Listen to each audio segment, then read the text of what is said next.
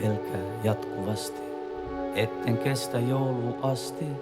Hermot kärähtää ja lehdet tippuu maahan. Sinä istut lattialle, maton päälle, katon alle. Talo tyhjenee ja muuttoauto täyttyy.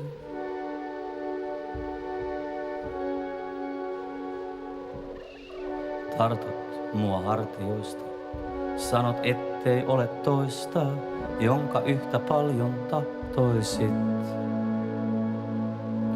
Minä nyökkää etäisesti, saapuu isäs ja meiltä esti romanttisen hetken ja hyvä niin. Sillä muuttofirma-autosta on maksettava maltaita ja tahdon hoitaa tämä alta pois. Katsot kysyvästi silmiini, minä mutisen ja katseesi kääntyy kirjahyllyn puoleen.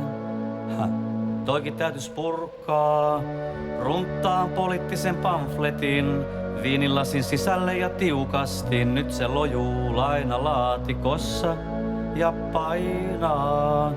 Kannan levyjä ja kirjoja, viiltää kipukäsi varsissa. Nyt on lokakuu ja muutan naisen kanssa, naisen kanssa.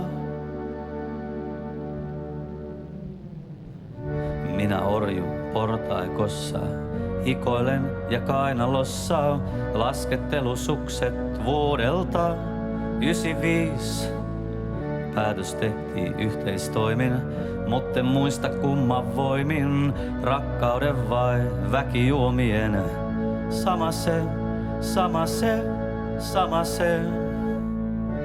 Runttaan poliittisen pamfletin, viinilasin sisälle ja tiukasti. Nyt se lojuu lainalaatikossa ja painaa. Kannan levyjä ja kirjoja, viiltää kipukäsi varsissa. Nyt on lokakuu ja muutan naisen kanssa. Totta kai mä tahdon onnistua ja totta helvetissä tahdon sua. Mut hyvä luoja, että hirvittää. Onko musta tähän muutokseen? Mitä jos sut sekopäiseks teen? Kun pyörin sängyssä ja röyhtäilen, tuulaan sähköä ja muista en laittaa ulko-ove lukkoon. Runttaan poliittisen pamfletin, viinilasin sisälle ja tiukasti.